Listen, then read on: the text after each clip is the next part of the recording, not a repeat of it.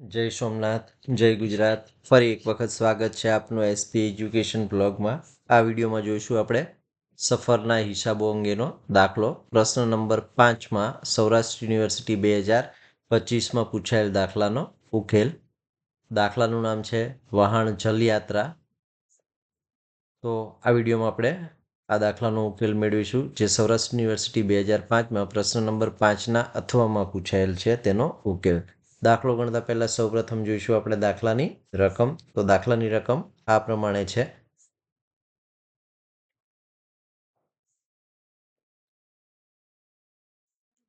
એક વહાણ જલયાત્રા તારીખ 1/1/2024ના રોજ નવલખીથી ન્યૂયોર્કની સફર શરૂ કરી અને તારીખ 13/3/2024ના રોજ પાછું ફર્યું. સફરની વિગતો નીચે મુજબ છે, જેમાં નૂરનો વીમો 2% લેખે ગણવાનો છે. પ્રાઇમેજ નૂર પર 10% લેખે ગણવાનું છે. એડ્રેસ કમિશન જતા નૂર પર 4% અને વળતા નૂર પર 5% લેખે ગણવાનું છે. વાહન પર ઘસારો વાર્ષિક રૂપિયા 1,20,000 છે. મેનેજરનું કમિશન રૂપિયા 10,000 છે. નૂર જતી સફરનું રૂપિયા 7 લાખ છે, જ્યારે વળતી સફરનું નૂર રૂપિયા 3 લાખ છે. બંદર પરની મજૂરી રૂપિયા 1 લાખ છે. આ ઉપરાંત કેપ્ટનનો પગાર વાર્ષિક રૂપિયા 4 લાખ છે. વહીવટી ખર્ચા માસિક રૂપિયા 7,500 છે. પગાર અર્ધવાર્ષિક રૂપિયા 25,000 છે. વાહનનું વીમા પ્રીમિયમ 3 માસનું આપેલું છે રૂપિયા 10,000. બળતણ વાર્ષિક રૂપિયા 2,20,000નો ખર્ચ થાય છે. પરચુરણ ખર્ચ રૂપિયા 15,000 છે. વપરાયેલ માલ સામગ્રી રૂપિયા 1,20,000 છે. પેસેન્જર ભાડું રૂપિયા 75,000 છે અને ટપાલ ભાડું રૂપિયા 25,000 છે. સફર ખાતું તૈયાર કરવાનું છે. તો વિદ્યાર્થી મિત્રો, આ દાખલો છે એ સૌરાષ્ટ્ર યુનિવર્સિટી 2025ની પરીક્ષામાં પૂછાયેલ છે. તેનો આપણે ઉકેલ મેળવીશું. તો સૌપ્રથમ આપણે સફરનો સમયગાળાની ગણતરી કરવાની છે અને ત્યારબાદ સફરનું ખાતું તૈયાર કરવાનું છે. તો સફરનો નોંધ નંબર 1 કરશું, સફરનો સમયગાળો. તો સૌપ્રથમ સફરનો સમયગાળો ધ્યાનમાં લેવાનો છે, એટલે કે સફર શરૂ થવાની તારીખ અને સફર પૂરી થવાની તારીખ સુધીના દિવસોની ગણતરી ધ્યાનમાં લેવાની છે. તો દાખલામાં આપણને સફર શરૂ થવાની તારીખ છે 1/1/2024, જ્યારે સફર પૂરી થવાની તારીખ 13/3/2024 છે. એટલે કે આપણે 1/1/2024થી 13/3/2024 સુધીના સફરના સમયના ગાળાના દિવસો ગણવાના છે. તો આપણે 1/1થી 31 જાન્યુઆરી એટલે જાન્યુઆરીના 31 દિવસ, 2024 એ લીપ યર હોવાને કારણે આપણે ફેબ્રુઆરીમાં 29 દિવસ ધ્યાનમાં લેવાના છે, જ્યારે માર્ચમાં 13 દિવસ ધ્યાનમાં લેવાના છે, એટલે કે સફર સમય પૂરી થાય ત્યાં સુધી.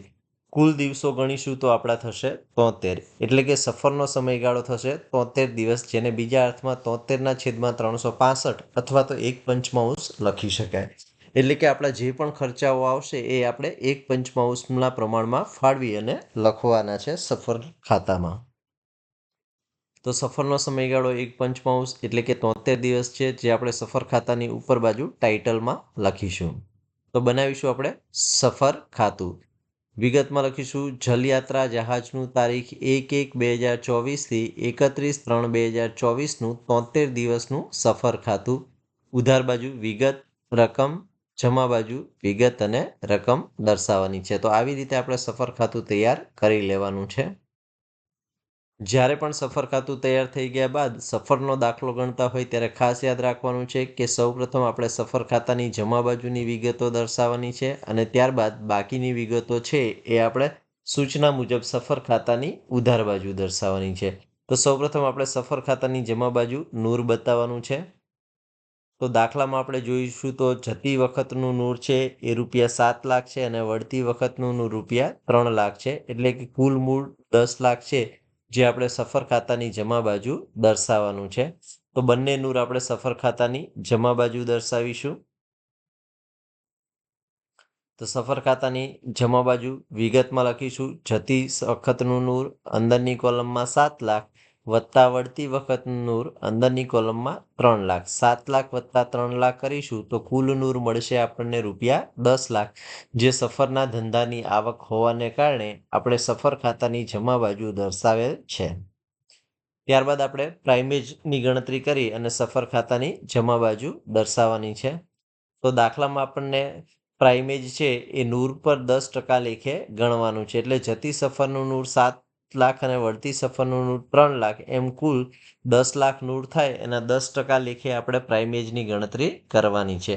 તો નોંધ નંબર 2 કરીશું પ્રાઇમેજની ગણતરી અને ત્યારબાદ આપણે તે પ્રાઇમેજની રકમ સફર ખાતાની જમા બાજુ દર્શાવીશું.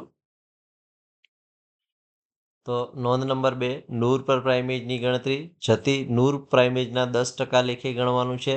દાખલામાં જતી વખતનું નૂર રૂપિયા 7 લાખ છે અને વળતી વખતનું નૂર રૂપિયા 3 લાખ છે. કુલ નૂર છે રૂપિયા 10 લાખ. નૂર પર પ્રાઇમેજની ગણતરી કરવી હોય તો પ્રાઇમેજનું સૂત્ર થશે પ્રાઇમેજ બરાબર નૂર ગુણ્યા 10%. તો નૂર છે એ 10 લાખ છે. 10 લાખના 10% કરીશું તો પ્રાઇમેજ મળશે રૂપિયા 1 લાખ.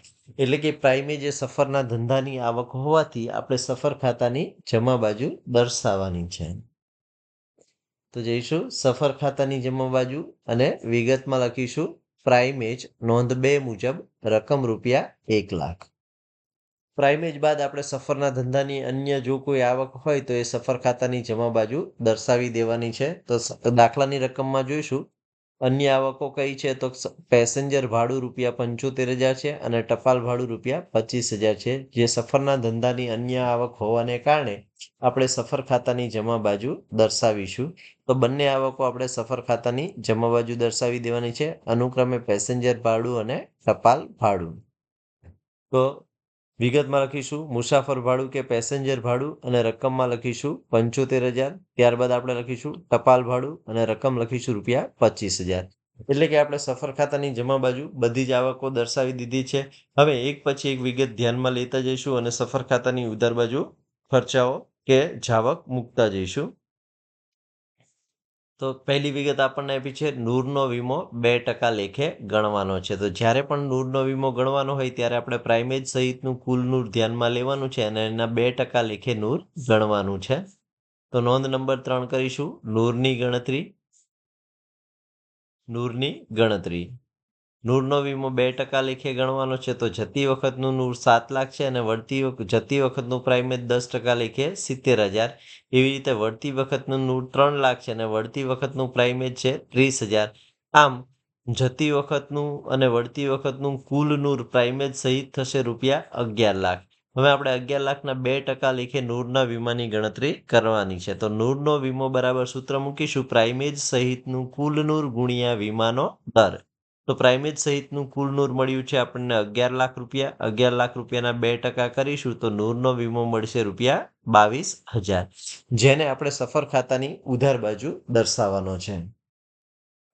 તો નૂરનો વીમો સફર ખાતાની ઉધાર બાજુ દર્શાવીશું. સફર ખાતાની ઉધાર બાજુ વિગતમાં લખીશું નૂરનો વીમો નોંધ 3 મુજબ રકમમાં લખીશું 22,000 રૂપિયા.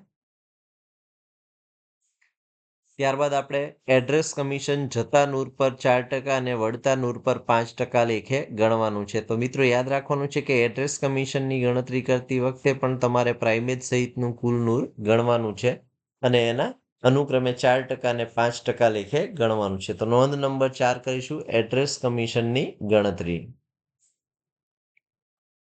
નોંધ 4 એડ્રેસ કમિશનની ગણતરી. એડ્રેસ કમિશન જતા નૂર પર 4% અને વળતા નૂર પર 5% લેખે ગણવાનું છે. સૌપ્રથમ આપણે જતી વખતનું એડ્રેસ કમિશન ગણીશું. તો એડ્રેસ કમિશન જતી વખતના નૂર પર 4% લેખે તો જતી વખતનું નૂર છે 7% વત્તા 10% લેખે પ્રાઇમેજ એટલે કે 70,000. તો પ્રાઇમેજ સહિતની જતી વખતની કુલ નૂરની રકમ થશે 7,70,000. 7,70,000ના 4% લેખે આપણે કરવાનું છે તો જતી વખતનું આપણને એડ્રેસ કમિશન મળશે. તો 7,70,000 ગુણ્યા 4% કરીશું તો આપણને મળશે રૂપિયા 30,800 જતી વખતનું એડ્રેસ કમિશન. તેવી જ રીતે આપણે વળતી વખતનું એડ્રેસ કમિશન ગણવાનું છે અને વળતી વખતનું એડ્રેસ કમિશન છે એ નૂરના 5% લેખે ગણવાનું છે. તો વળતી વખતનું કે પરત નૂર પર એડ્રેસ કમિશનની ગણતરી. તો વળતી વખતનું નૂર દાખલામાં 3 લાખ છે અને વળતી વખતનું 10% લેખે પ્રાઇમેજ રૂપિયા 30,000 છે. તેથી વળતી વખતનું પ્રાઇમેજ સહિતનું કુલ નૂર થશે રૂપિયા 3,30,000.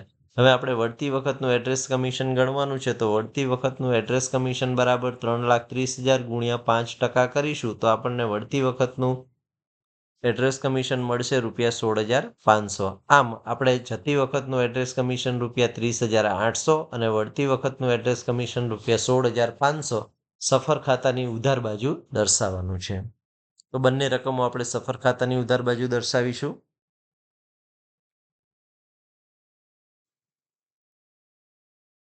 સફર ખાતાની ઉધાર બાજુ વિગતમાં લખીશું એડ્રેસ કમિશન જતી નૂર પર નોંધ 4 મુજબ રકમ ₹30,800. ત્યારબાદ એડ્રેસ કમિશન વળતા નૂર પર નોંધ નંબર 4 મુજબ રકમ લખીશું ₹16,500. ત્યારબાદ આપણે અન્ય ખર્ચ આપીએ છીએ જેમાં વાહન પર ઘસારો વાર્ષિક ₹1,20,000 આપેલો છે. આપણે ફક્ત સફરના સમયગાળાનો ધ્યાનમાં લેવાનો છે અને સફર ખાતાની ઉધાર બાજુ દર્શાવવાનો છે. એટલે કે 73 દિવસનો ધ્યાનમાં લેવાનો છે. બીજા અર્થમાં કહીએ તો 1/5. તો વાહન પરનો ઘસારો આપણે બતાવવાનો છે સફર ખાતાની ઉધાર બાજુ. વિગતમાં લખીશું વાહન પરનો ઘસારો 1,20,000 1/5 કરીશું તો મળશે ₹24,000. બીજા અર્થમાં કહીએ તો 1,20,000 ગુણ્યા 73 ભાગ્યા 365 કરીશું તો પણ આપણને મળશે ₹24,000.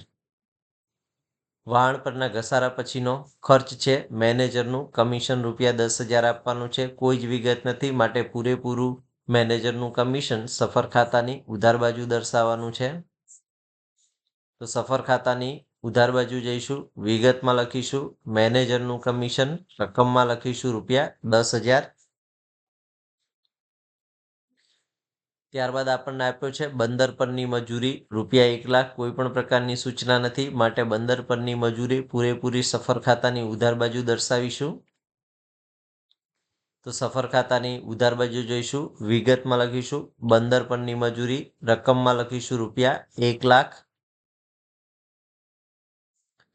ત્યારબાદ આપણને કેપ્ટનનો પગાર વાર્ષિક ₹4,00,000 આપ્યો છે. આપણે ફક્ત સફરના સમયગાળાનો ધ્યાનમાં લેવાનો છે અને સફર ખાતાની ઉધાર બાજુ દર્શાવવાનો છે. એટલે કે 73 દિવસનો ધ્યાનમાં લેવાનો છે. બીજા અર્થમાં કહીએ તો 1/5 પગાર ધ્યાનમાં લઈ અને સફર ખાતાની ઉધાર બાજુ દર્શાવવાનો છે. તો સફર ખાતાની ઉધાર બાજુ જઈશું. વિગતમાં લખીશું કેપ્ટનનો પગાર 4,00,000 ગુણ્યા 1/5 કરીશું તો આપણને સફરના સમયગાળાનો પગાર મળશે ₹80,000. ત્યારબાદ વહીવટી ખર્ચા માસિક ₹7,500 આપ્યા છે. એટલે કે અહીંયા આપણે માસિક આપ્યા છે તો 12 વડે ગુણી અને સફરના સમયગાળાના ધ્યાનમાં લેવાના છે. એટલે કે જે 12 વડે ગુણી અને 1/5 કરીશું અને જે રકમ આવશે એ આપણે સફરના સમયગાળાના ધ્યાનમાં લઈ અને સફર ખાતાની ઉધાર બાજુ દર્શાવવાના છે. તો સફર ખાતાની ઉધાર બાજુ જઈશું. વિગતમાં લખીશું વહીવટી ખર્ચા 7,500 ગુણ્યા 12 ભાગ્યા ગુણ્યા 1/5 કરીશું તો મળશે વહીવટી ખર્ચા સફરના સમયગાળાના ₹18,000. માસિક આપ્યા હોય ત્યારે તમારે 12 વડે ગુણવાના છે.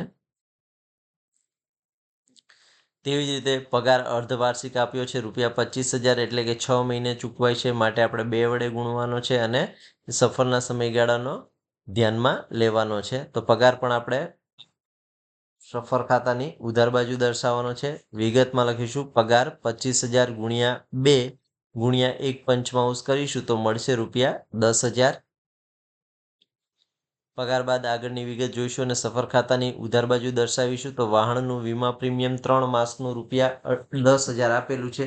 એટલે કે પ્રીમિયમ 3 માસિક આપ્યું છે. જ્યારે 3 ત્રિમાસિક આપ્યું હોય ત્યારે તમારે 4 વડે ગુણી અને સફર ખાતાની ઉધાર બાજુ દર્શાવવાનું છે. તો સફર ખાતાની ઉધાર બાજુ જઈશું. વિગતમાં લખીશું વાહનનું વીમા પ્રીમિયમ 10,000 ગુણ્યા 4 ગુણ્યા 1/5 કરીશું તો મળશે ₹8,000. ત્યારબાદ આપણને બળતણ વાર્ષિક ₹2,20,000 આપ્યું છે. આપણે ફક્ત સફરના સમયગાળાનું ધ્યાનમાં લેવાનું છે અને સફર ખાતાની ઉધાર બાજુ દર્શાવવાનું છે. તો સફર ખાતાની ઉધાર બાજુ જઈશું. વિગતમાં લખીશું બળતણ ખર્ચ 2,20,000 ગુણ્યા 1/5 કરીશું તો મળશે આપણને 44,000. ત્યારબાદ આપણને પરચુરણ ખર્ચ ₹15,000 છે. કોઈ જ પ્રકારની વિગત નથી માટે પૂરેપૂરો પરચુરણ ખર્ચ સફર ખાતાની ઉધાર બાજુ દર્શાવીશું. તો સફર ખાતાની ઉધાર બાજુ જઈશું. વિગતમાં લખીશું પરચુરણ ખર્ચ અને રકમ ₹15,000. ત્યારબાદ આપણને આપ્યો છે વપરાયેલ માલ સામગ્રી ₹1,20,000 કોઈ પણ પ્રકારની સૂચના નથી, માટે પૂરેપૂરી માલ સામગ્રી આપણે સફર ખાતાની ઉધાર બાજુ દર્શાવવાની છે. તો સફર ખાતાની ઉધાર બાજુ વિગતમાં લખીશું વપરાયેલ માલ સામગ્રી, રકમ લખીશું ₹1,20,000. હવે મિત્રો આપણે બધા જ પ્રકારની અસરો સફર ખાતાની ઉધાર અને જમા બાજુ આપી દીધી છે અને સફર ખાતું આપણે બંધ કરવાનું છે. સફર ખાતું બંધ કરીશું તો આપણને જમા બાજુનો સરવાળો 1,10,00,000 વત્તા 1,00,000 વત્તા 75,000 વત્તા 25,000 કરીશું તો મળશે 12,00,000, જેને આપણે ઉધાર બાજુ મૂકવાનો છે. ઉધાર બાજુ મૂકતા આપણને જે તફાવત મળશે એ નફો મળશે. તો 12,00,000માંથી ઉપરની જે ખર્ચાઓ બાદ કરીશું 22,000થી લઈને 1,20,000 સુધીના, તો મળશે આપણને નફો ₹7,01,700, જે સફર ખાતાનો નફો છે. તો જ્યારે પણ આ પ્રકારનો દાખલો ગણતા હોય ત્યારે સૌપ્રથમ આપણે સફર ખાતાની જમા બાજુની બધી જ વિગતો દર્શાવી દેવાની છે. ત્યારબાદ સૂચના મુજબ એક પછી એક ખર્ચ સફર ખાતાની ઉધાર બાજુ દર્શાવવાના છે. પરિણામે સફર ખાતાની આવકો અને ખર્ચાઓ દર્શાવ્યા બાદ સૂચના અનુસાર આપણે ખાતું બંધ કરીશું તો આપણને મળશે નફો. જો વિડીયો ગમ્યો હોય તો વિડીયોને લાઇક કરો, લિંકને મિત્રો સાથે શેર કરો, ચેનલમાં નવા હોય તો ચેનલ સબસ્ક્રાઇબ કરો. જય સોમનાથ, જય ગુજરાત, થેન્ક યુ. આવા જ કયા દાખલાનો ઉકેલ આપ મેળવવા માંગો છો તે આપ કમેન્ટ સેક્શનમાં લખો, અથવા તો તમને કયા મુદ્દાઓ મૂંઝવણરૂપ છે તેના ઉકેલ માટે પણ આપ વિડીયોની કમેન્ટ બોક્સમાં કમેન્ટ લખી શકો છો. આભાર.